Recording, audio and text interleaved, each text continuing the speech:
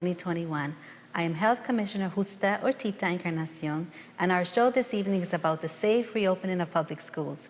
As the year comes to an end and we look forward to 2022, we know that many parents are concerned with the reopening of public schools for all students, especially with reports about Omicron, which is now the COVID-19 dominant variant in many states. Many are wondering whether schools will reopen for in-person instruction.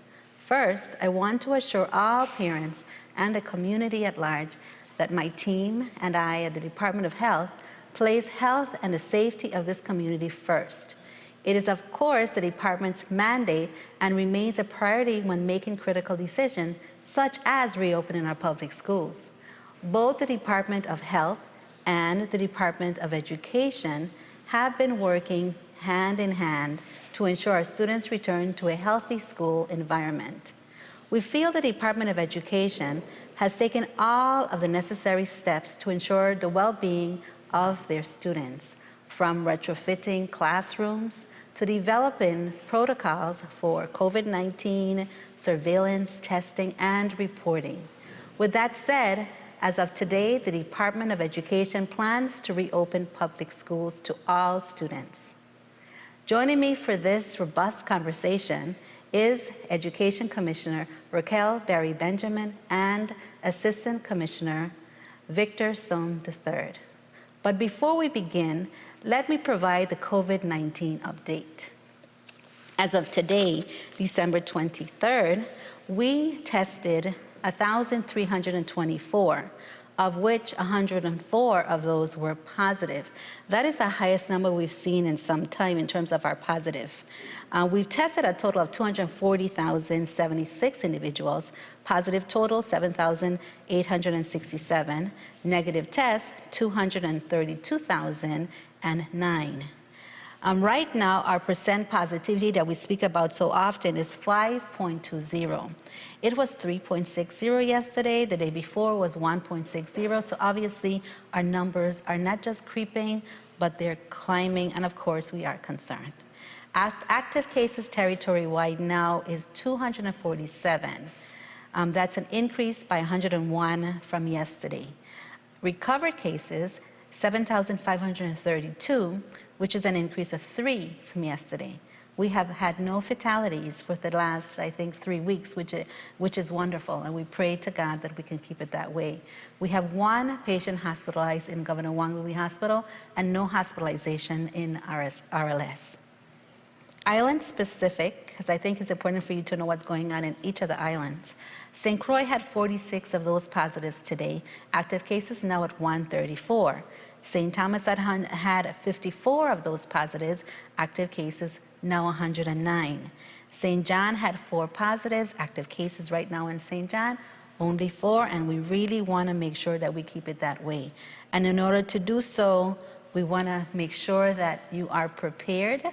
Of course, vaccination is the best defense against COVID-19, even the Omicron variant that everyone is speaking about so much.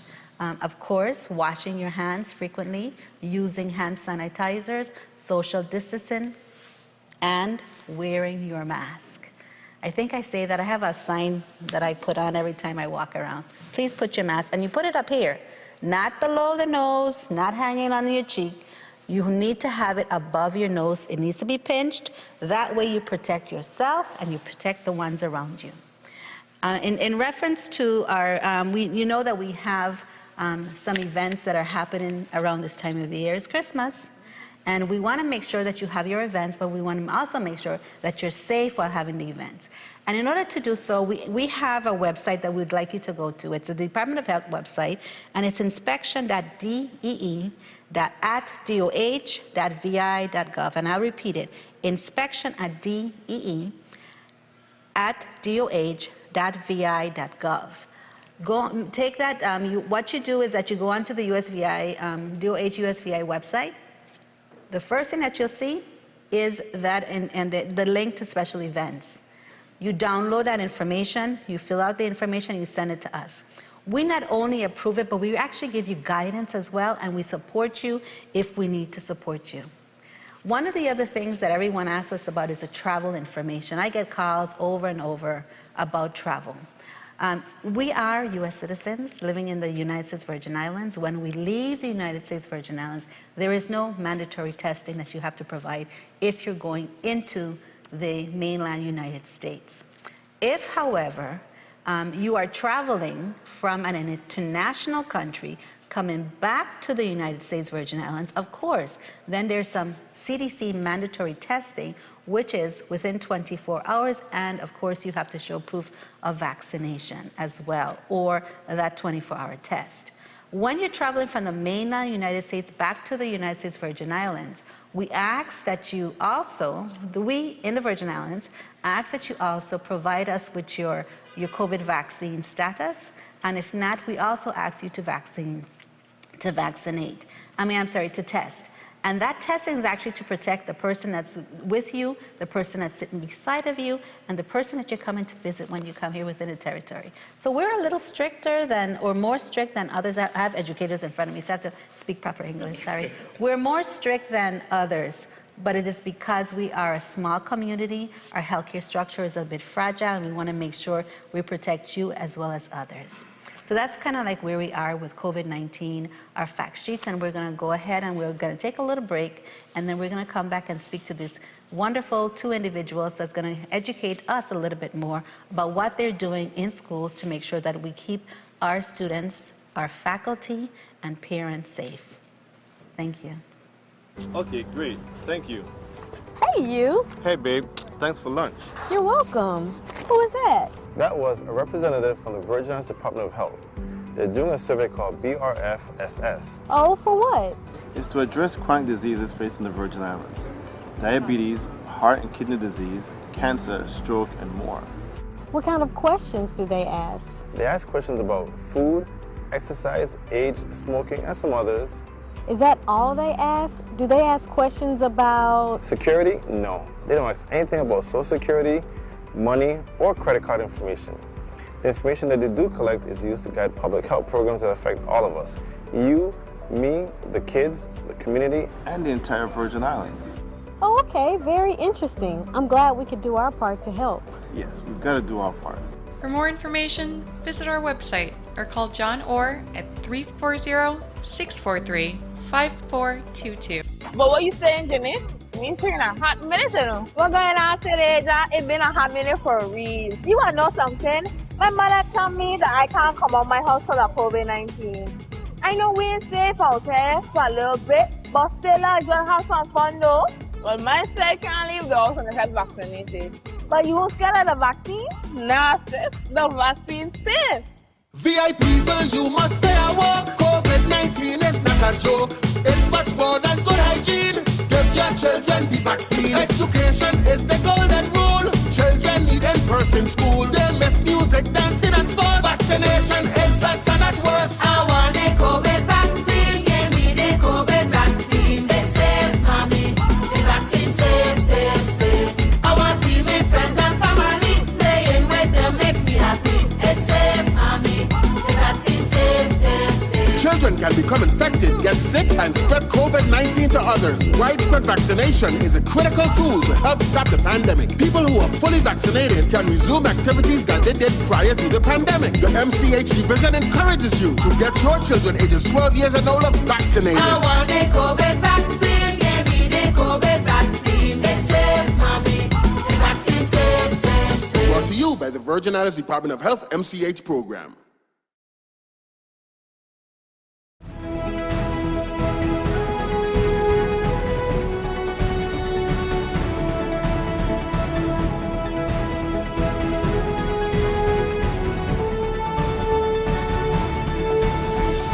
Welcome back to the Press Box. This is the 15th episode for 2021. I say that because 2022 is around the corner. And as we go to 2022, of course, the conversations of school starting comes in, right? So I have with me today two special individuals, and I'm really pleased to be here with you. I have Commissioner Raquel Berry Benjamin, and of course, Assistant Commissioner Victor Sohm III. So, good evening and welcome. Good evening. We're happy to be here. Welcome to both of you. Thank you. Thank you. So I really and truly want you to just tell us a little bit. I know that you have been working. We all have. We realize that. But I mean, education really and truly have been trying to keep up with everything that's been going on. Just give me your thoughts about what this whole year that you've been going through with back and forth, school is opening, school is closing. Tell us a little bit about some of your experiences for this last year. Well, thank you. It has certainly been challenging, Virgin Islands community, as you have walked this journey with us from the inception of COVID. And it has been challenging because it's new to us, but most of all, of course, we're affected. Our health, is at risk. The most challenges we've had was trying to continue learning, trying to make sure that learning continued for our students, and of course in a safe environment while trying to uphold the quality of education. Very difficult, but of course we champion that with the support of our teachers, principals, parents assisting at home with the transition from in-person learning to at home, learning from at home. On top of that, trying to get the resources into our territory with the backlog from resources being required nationwide, globally, to keep everyone across the globe safe. So, as you know, things take time to get to our territory, and then others seem to trump us with larger quantities, right? Yeah. So it has been a challenge, but we were happy and fortunate to have gotten the necessary technology to continue learning, as well as the safety resources to provide to our office staff who had to continue so that we can prepare schools to open. So we've provided those schools with the resources, but those are our biggest challenges. How do we continue to educate our children in this pandemic? Most importantly, keep them engaged, A new standard created because of COVID. For sure. I think COVID has definitely changed each and every one of us, the way of our thinking and the way that we've been doing. Absolutely. And I know that you've done a lot to get ready. And now, of course, we have Omicron. So what are your thoughts on the Omicron? What do you think is going to affect the opening of school? What are your thoughts on that? Our thoughts is, please don't come. I have to tell you that we had a brief conversation with Assistant Commissioner Somi yesterday, and I actually mentioned that, and he was like, and he didn't do the sign, but he actually said it. Yes. But I want to give you an opportunity to say why you felt that way. Because the question was, should we push back schools a little bit? And your reaction was, absolutely not. And tell us why. But tell us why you said it. We've seen that our students, some have thrived in the virtual world, but the interaction is so tremendously important. And what stood out for me is Secretary Cardona, who is the U.S. Department of Education Secretary, is encouraging school districts not to return back to virtual, to please continue to operate in person, because we know the magic, we know the chemistry, and we know the importance of that student-teacher interaction. And we want to get that in the Virgin Islands. We want to return to some degree of normalcy where students can see their teachers, interact with their classmates, have that social interaction, and in so doing, accelerate learning to achievement. Thank you. Now, of course, the Department of Health has its responsibilities, and one of them is to make sure, priority basically is to make sure the safety of the community in terms of public health. Prevention, that is really what our goal is. Education, prevention, mitigation, that's really what we do. However, we know that there's also, education actually links with health, right? So we know the importance of education. So we are committed to working with the Department of Education. Both of you, your students, your teachers, your nurses, to make sure that we do what we're supposed to do to keep school open. However, I think it's important for us to really keep in thought that there is a possibility if it continues to rise. We had 104 cases today. We haven't had that for quite some time. So we don't hope to say that school is going to be pushed back, but I think it's important for us to have that discussion. And so it's not something that we're saying right now, but we need to be open-minded about that. Absolutely. And Commissioner, as AC Som said, the goal is for us to continue learning in person. And the importance of that is because we really have to get our children practicing at a higher intensity, the safety protocols, because it's our new day. This is Right. our new world. And that's part of the education process. Exactly. Yes. You know, it's migration, mutation. Yes. You know, in terms of our thought processes and how we interact with our community. Tell me some of the things that you actually have done, especially since you were able to get the federal funds here to the territory. The resources are now here. Give the community an idea of how many things you were able to accomplish. Absolutely. And I know you could talk some more about the training, so if you want to go ahead and start. We have done a plethora of things, from training staff, particularly specialized staff like monitors, food service workers, our custodians. We're doing even more training when faculty and staff return on January 7th. We have purchased thermal scanners, thermometers, so that we can check temperatures. If you walk into a school, the first thing that you should notice is somebody at the door to scan your temperature to make sure that you're safe to be in that building. We've been working steadfastly with your department, of course, and our school nurses and other stakeholders and other partners to do essentially 2 types of testing. To do symptomatic testing, those students that present with signs and symptoms can be tested with by next now rapid antigen test within 15 to 20 minutes and get results. You sound like a public health worker now.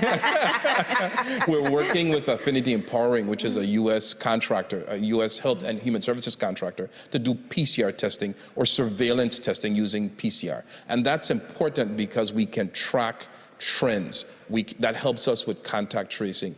And it provides us with information so that we can make informed decisions about how COVID affects schools, how COVID affects staff and students. So I want to go someplace with you, and that's you spoke about if students comes with symptoms, right? I'm going to ask each parent, guardian, auntie, uncle, grandma, grandpa, who is taking care of a child that goes to school, if that child is not feeling well. Now remember, COVID is cold-like symptoms, right? Yes. And so when you speak to your parents, speak to them like this. Cold-like symptoms isn't just a cold anymore. Exactly. It could very well be COVID-19. So have them tested, let them stay home. Get them tested, call the Department of Health, and I'll share the number now, and I'll share it at the end as well. So we're looking at, you can go to our website, it's covid19usvi.com//testing. There's also a number that you can call, and for that, and that's the testing number. And that is Director Jashin and the Vitima crew, they started a what do you call it, a hotline? And so that hotline, that number for that hotline is 340-777-8227. Okay. So it's 340-777-8227. You can use that for vaccinations, but there's a couple numbers that I want to also give. And that's to report a suspected COVID-19 case. And that's a good thing to report it. It's not a bad thing to report it. Call 340-712-6299. I'm speaking to you, so I'm looking at you. Or 340-776-1519. That's if you don't feel well or if you've been exposed to someone who you know have been positive, please stay home, keep your children home with you, keep your niece, your nephew, your godchild that you are the guardian for, because it's not just parents we're speaking to, right? Please keep them at home. I know you may have things that you have to do, but if he or she goes sick, that means the whole classroom may be exposed. And we want to cut down. Last year we had to close a couple classrooms here and there. You guys did an awesome job helping us. Thank you. You know what I'm saying? I think you're great stewards for public health. But I want to go back because there's some things that you've actually done that I want you to let us know as well. Not just education, but you've purchased a lot of resources that helps, correct? What are some of the things that you put together for the students when they're coming back? So, as you know, the masks are mandates. And we did partner and receive some masks as well. And ACSOM will share that partnership a little later. But we were able to purchase for of course, the decals for our floors, so our students know, to socially distance, the sanitizers for our restrooms, our soap and soap dispensers, as well as we went as far Hand washing as stations. hand washing stations and bottle filling stations. We're in discussions with partners to upgrade our electrical system so that we could have automatic hand sinks and toilets. Of course, that is future dependent on the electrical upgrade, but all of these things we have invested in to make sure plexiglass for the desks, to make sure that our students and teachers are safe. Now, I was told that in terms of bus transportation, is there anything different that you're doing? I was Yeah. told that there may be some difference. Yeah, it's What's that? 2 students per seat. In the past, depending upon the size of the child, we could get 3 or 4. But because of COVID and now the presence of Omicron, it's 2 students per seat. And that's important because we want to make sure that they can maintain some degree of social distancing on the school bus. Okay. And masks are mandatory as well. Exactly. And the good news is that, let's say, I don't want to push this, but let's say a child forgets his mask, the bus companies have masks available that they can Okay, give a that's child good. who may have forgotten his mask at home because he's rushing to catch the bus, she's rushing to catch the bus. Okay, that's good. That's important. Don't make it a habit. Absolutely. Okay, and what about school meals, lunch, and social distancing within cafeterias? You know, as the developer of the No VI Child Goes Hungry initiative, feeding initiative, I think that worked well. We got some rave reviews.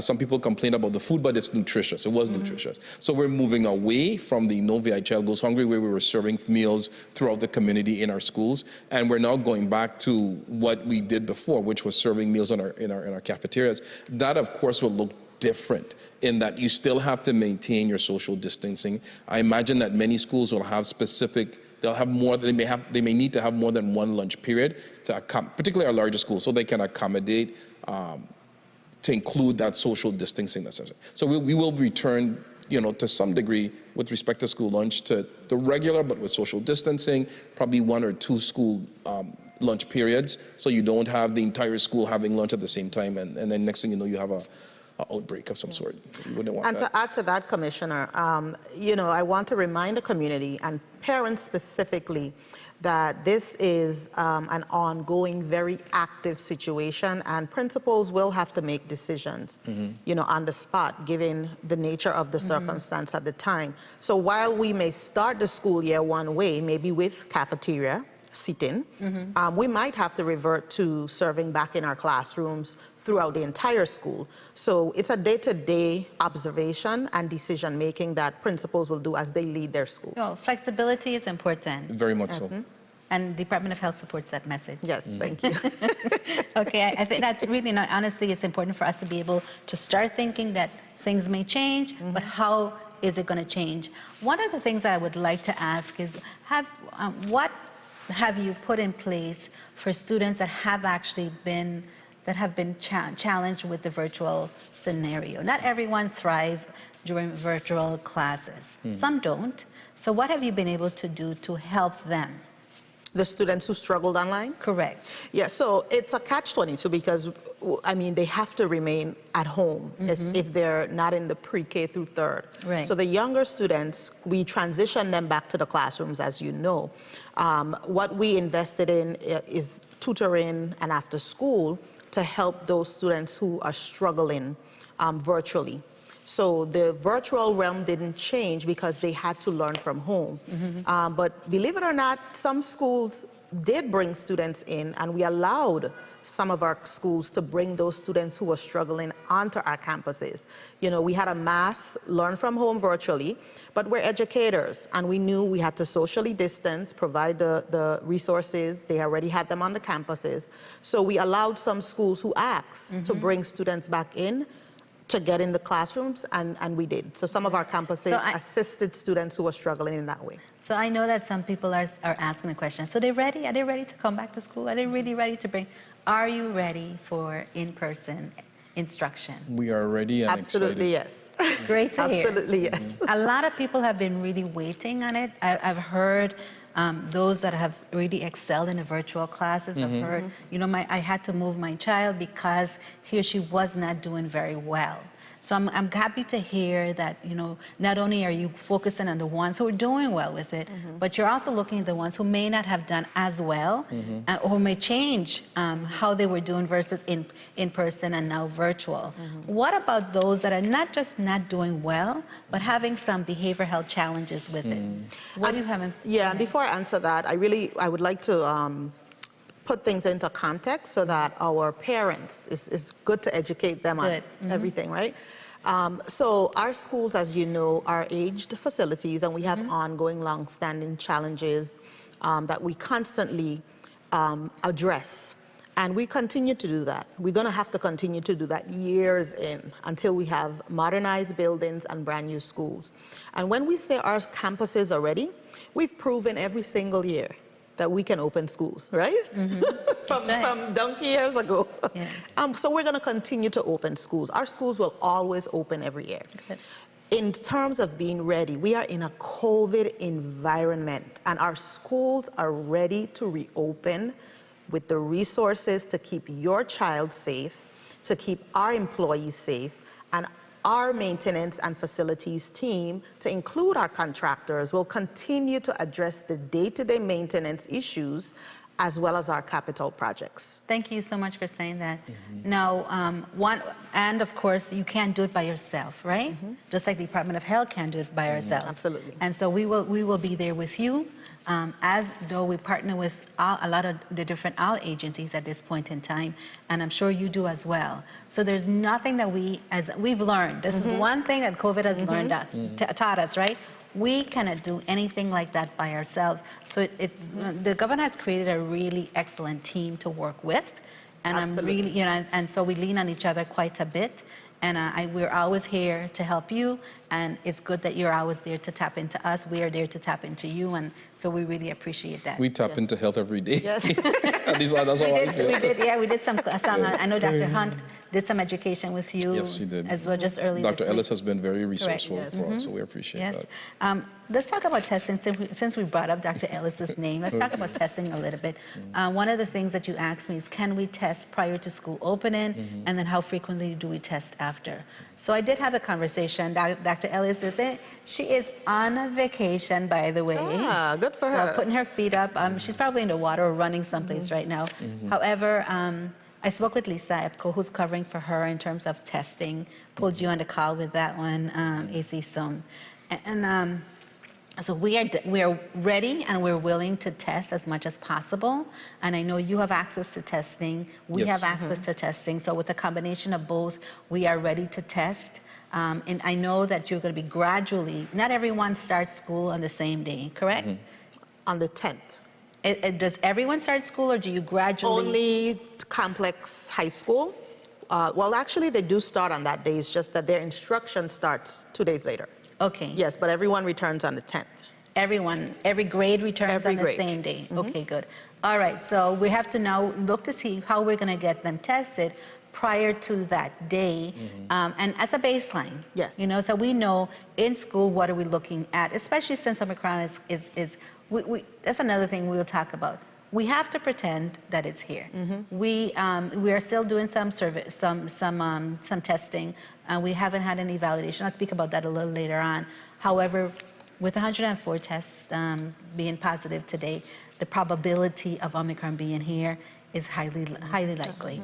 So that's really what we're going with right now. Right. Okay. So testing prior to school starting, testing about once or twice a month is what we're looking at. Is that the plan right now? Actually, we're getting a new partner. We've been working with the School of Nursing at the University of Virgin Islands, specifically Dean Lansico, who's the chair, who's the dean of the School of Nursing. Yes. And we are trying to get junior and senior student nurses to partner with us through the School of Nursing to do the surveillance testing at least twice a month, every 21 days. What we've done is we've married PCR testing and vaccination, so they occur at the same time. And we're looking forward to that. Okay. So we know that I'm going to be coming back and we're going to speak a little bit about vaccinations, because that's important too, especially 5 to 18 years old. But what we're going to do is going to take a quick break, and then we're going to come back and have conversations regarding vaccinations. Awesome. So don't go away. We'll be right back. Thank you. Has the COVID pandemic caused you to fall behind on your rent? What about your electric or water bills? Well, VIHFA's Emergency Rental Assistance Program is here to help you catch up. For program details and qualifications, go to VIHFA and click on the ERAP link. From there, it's just 3 steps. 1. Make sure you are eligible. Have you lost income due to COVID-19, owe at least 1 month of rent or utilities, and meet the federal household income guidelines for your island? 2. Gather all the required ID and documentation for all members of your household, plus statements from your landlord or utility company. 3. Submit your application online at vihfa.gov or call one of the intake centers on your island to make an appointment to apply in person. For more details and locations of the intake centers, please visit vihfa.gov. But what you saying, Jimmy? Means you're in a hot minute, you know. What's going on today, John? It's been a hot minute for real. You wanna know something? My mother told me that I can't come out my house because of COVID-19. I know we ain't safe out there for a little bit, but still, I just have some fun though. Well, my side can't leave the house unless I'm vaccinated. But you won't scared of the vaccine? Nah, sis. The vaccine's safe. VIP people, you must stay at work. COVID-19 is not a joke. It's much more than good hygiene. Give your children the vaccine. Education is the golden rule. Children need in-person school. They miss music, dancing and sports. Vaccination is better, not worse. I want a COVID vaccine. Give me the COVID vaccine. It's safe, mommy. The vaccine safe, safe, safe. I want to see my friends and family. Playing with them makes me happy. It's safe, mommy. The vaccine safe, safe, safe. Children can become infected, get sick, and spread COVID-19 to others. Widespread vaccination is a critical tool to help stop the pandemic. People who are fully vaccinated can resume activities that they did prior to the pandemic. The MCH division encourages you to get your children ages 12 years and older vaccinated. I want a COVID vaccine. Give me the COVID vaccine. It's safe, mommy. The vaccine safe, safe, safe. Brought to you by the Virgin Islands Department of Health MCH program.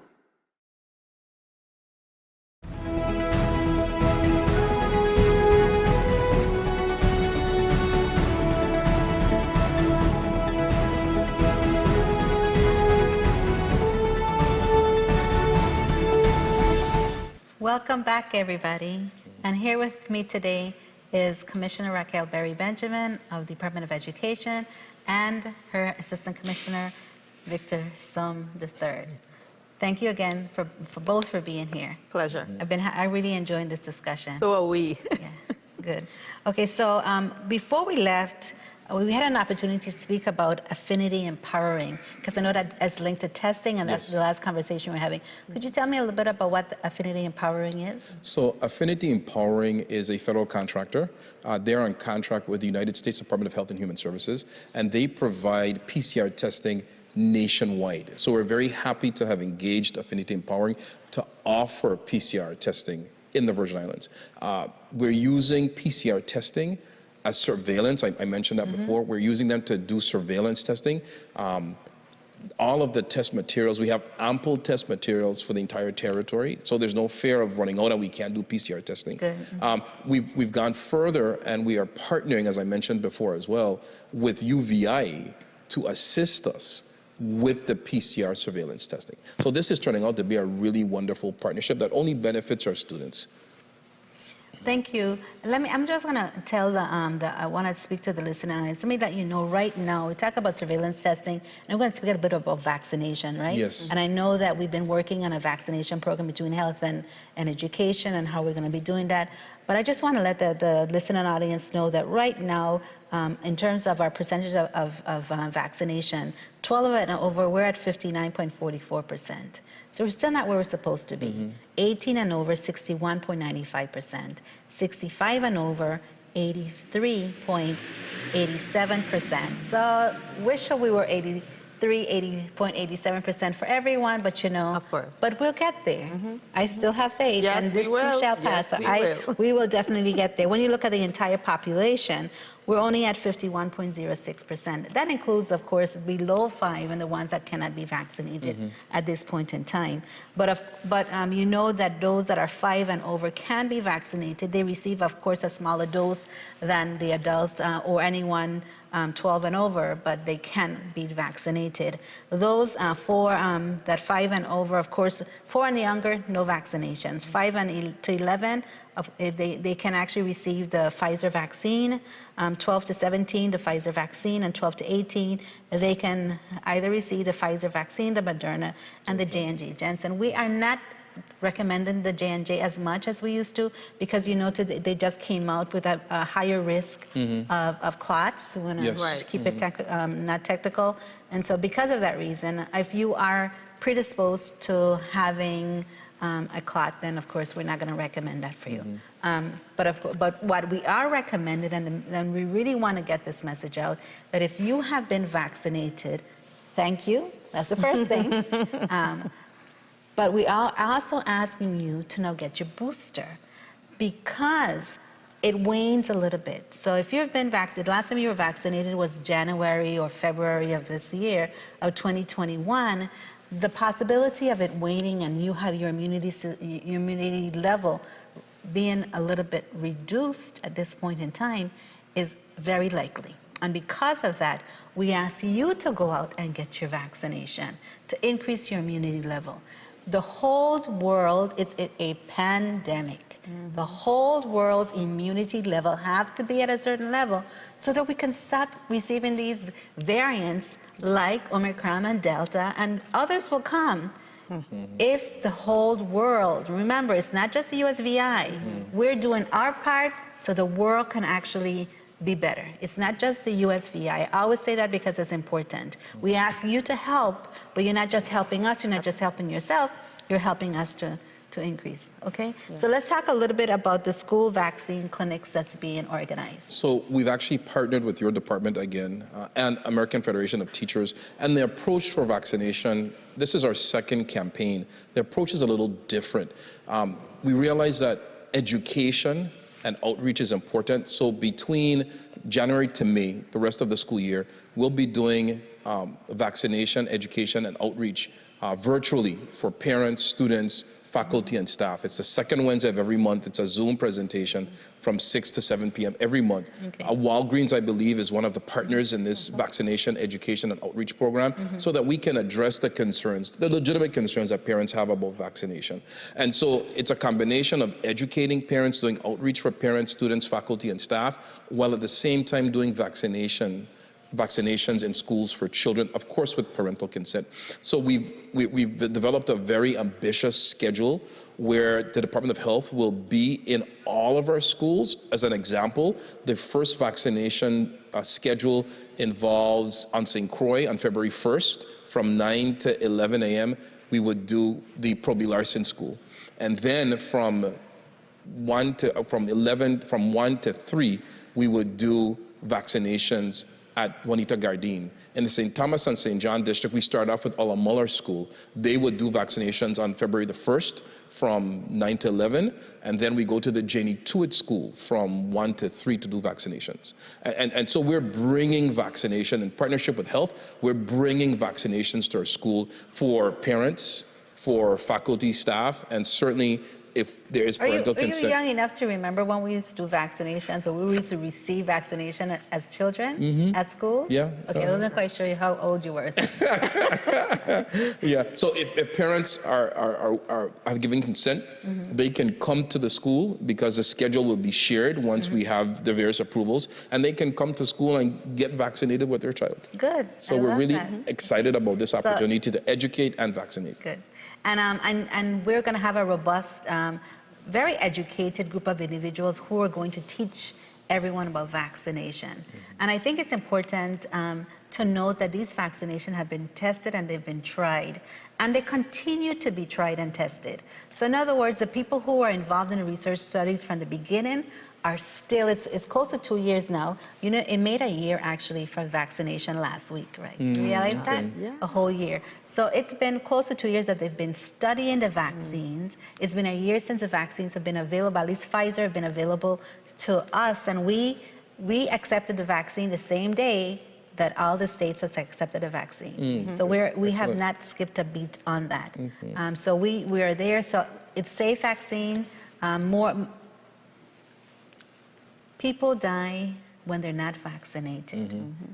There have been some deaths associated with vaccinations that we can say, but the number of deaths associated with COVID-19 is, I can multiply the number of deaths that have been. And it is important for you not to take the risk as a community and become vaccinated.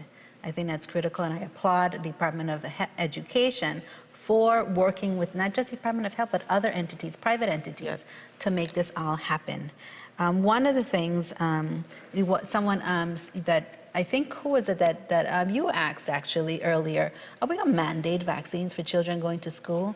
Well, I had an opportunity last week. I was at the Association of State and Territorial Health Officials, and I was there with the Secretary of Health in Puerto Rico.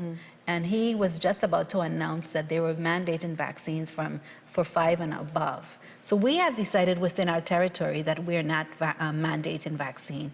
I think it's by principle. I think that you decide to do the right thing. Many of us have decided to do the best thing for our community. We're asking people to do so. We're not enforcing, we're not forcing or enforcing. We're just saying that it is the right thing to do. We're asking everyone to join us in doing the right thing. So, absolutely, and it is an education process, you know. As opposed to forcing something on someone, it's better to educate them so that they're comfortable and they make that right choice, not just for themselves, but for the better good of the community. Correct. And if you decide that you're going to get the vaccine, you can go to either of our CVCs, St. Croix or St. Thomas. St. Croix is at the Nissan building. St. Thomas is actually, by the way, it's going to be closed on tomorrow, Christmas Eve, and on Monday, Boxing Day. That's where we're celebrating Boxing Day. And then, of course, it's in St. Thomas at RLS, second floor. In the back by the emergency room, that's where we're doing that. The Department of Health, that's where we are. So that's where the CVC is in St. Thomas. So please, you can always call the Vitima hotline, 340-777-8227 for your vaccination, or you could go online and actually sign up for it. It's basically very easy. Makes Department of Health. We've linked with a couple people, but tourism is actually a big help for us, even with our travel portal. So we have good partners throughout. So just to let you guys know, just in case you're wanting to get the vaccine. Commissioner, I just want to emphasize before we move on that, again, there is no vaccine mandate. We are pushing vaccination education and information outreach, and we're offering on a voluntary basis to the Department of Health vaccinations in school. We're not forcing anybody. We're trying to educate so that they come to the best decision, that they come to the right decision, one that protects them and their family and their children. And then once they come to that decision, we will offer it in schools throughout the territory. But it's important for them to show up so that they can hear what the information is, so that they can make the best decision. So I encourage all of you to show up.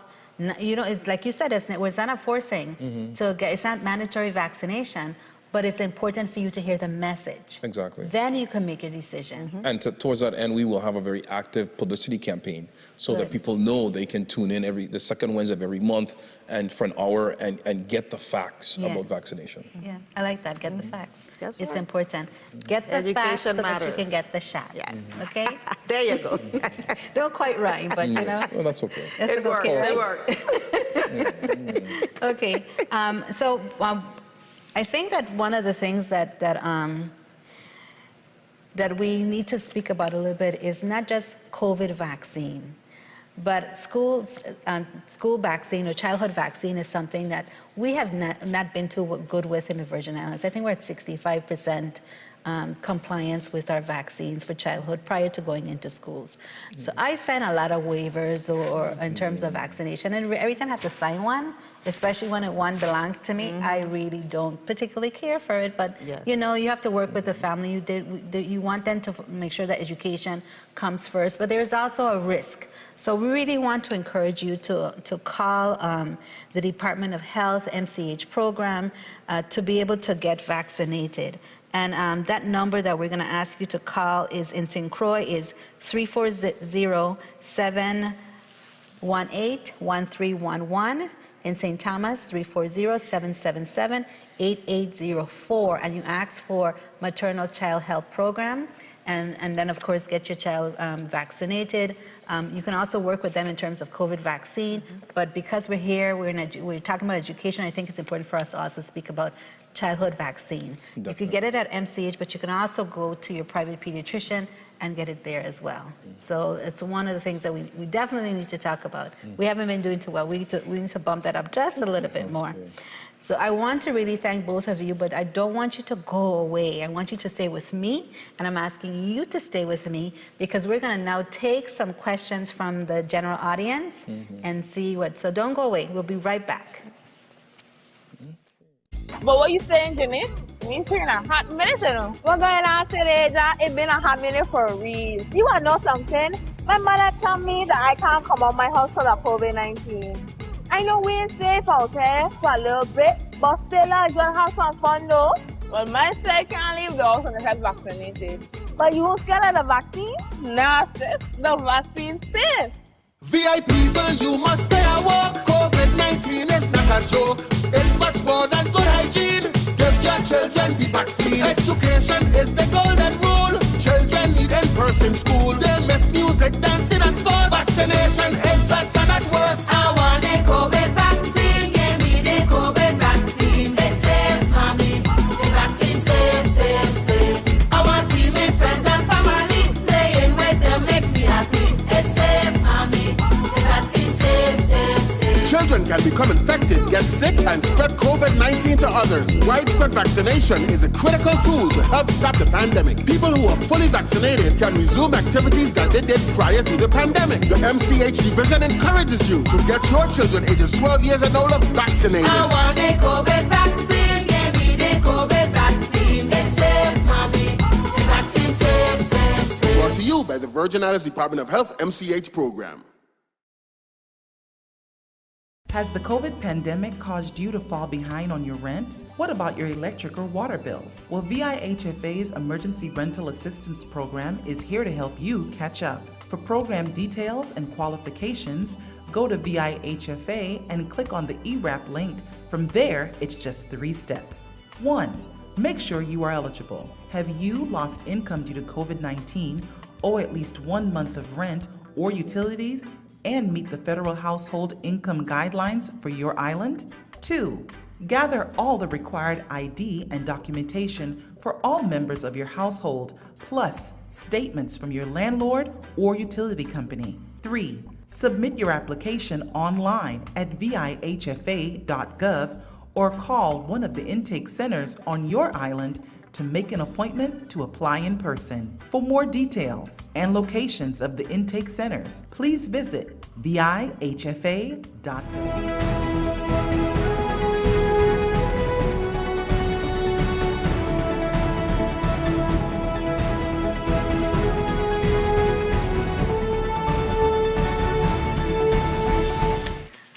Welcome back.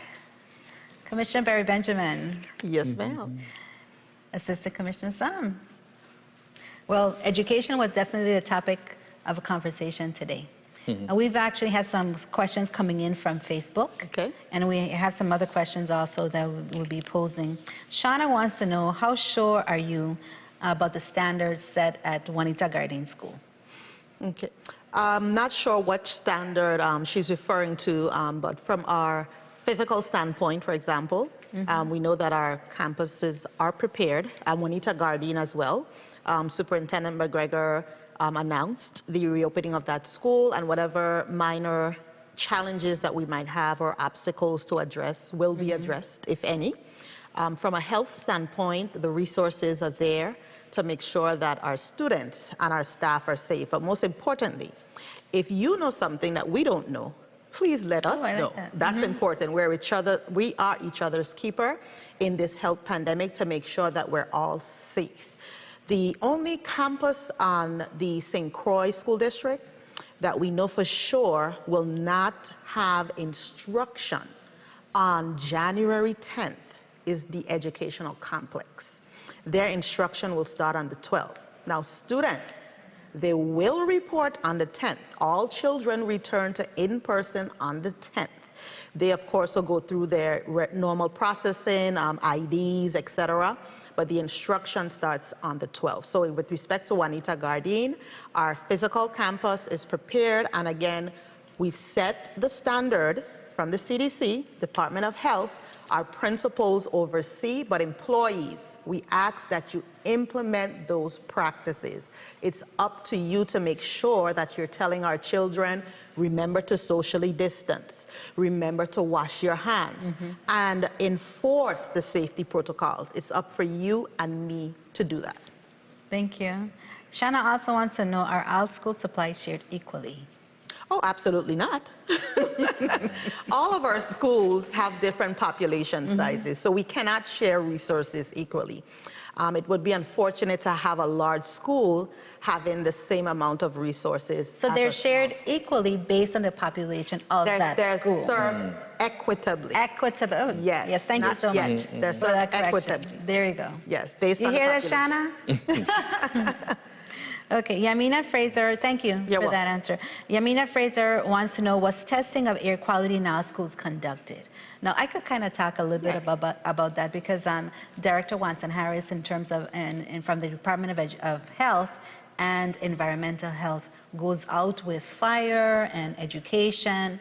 My team, I think, goes out also, and we do a lot of air testing. We do a lot of other quality testing, and I know the report came back with the schools that there's no school that is said not to be fit to be open. So that definitely, from a health perspective, I can say that to you. And Yamina knows I know what I'm talking about, right, Yamina? Okay. But of course, as the school year goes by, if there's a concern, we go out, we retest, we do what we need to do. Yes.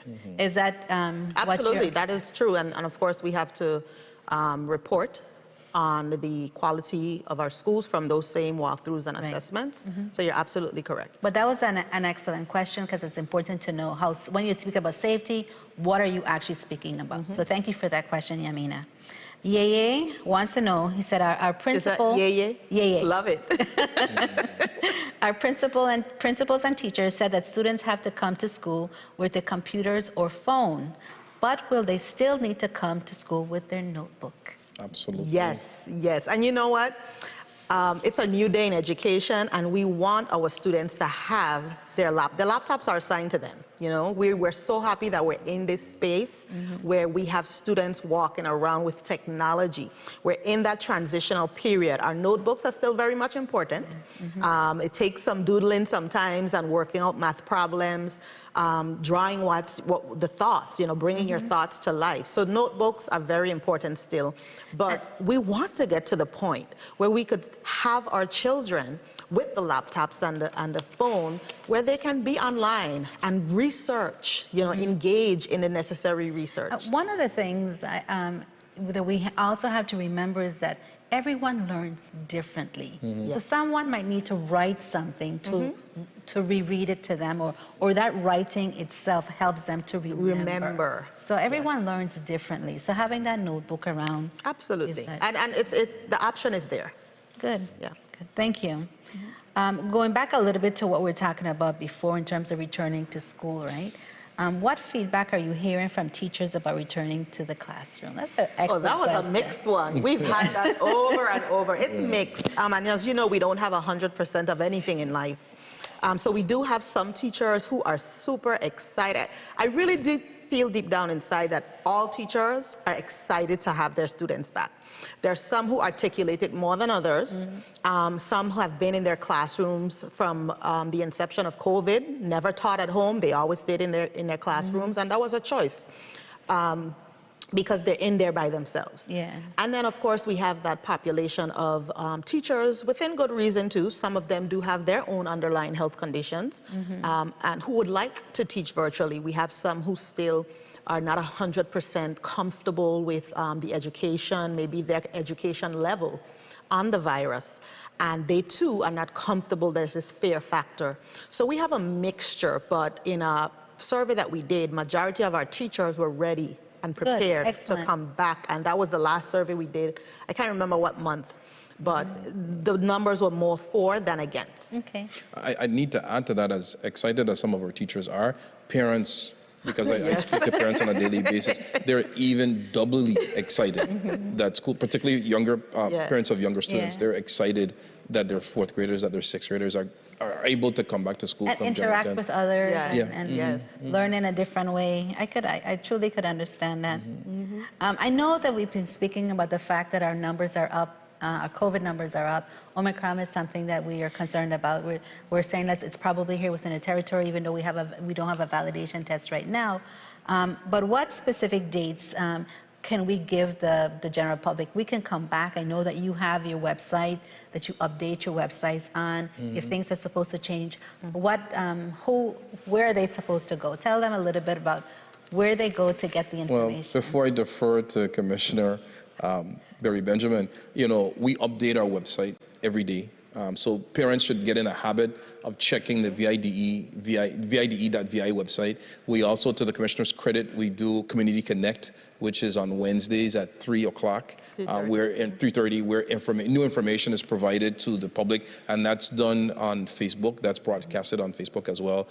We not only have communications externally, but we also update our own staff internally with Team Tuesdays, the last Tuesday of every month, where staff across the department can log on and get updated information. So I think we do a really good job of updating our Facebook, our website. Our public relations team, led by Director Graham. Real quickly, because we're going to close in a little bit, but real quickly, if students, for some reason, health reasons, can still work virtually, right? Is that mandatory? That's a good point. It's important for parents to know, and our community, because again, parents have to work, and it took our community to partner, neighbors helping neighbors, sister helping brother.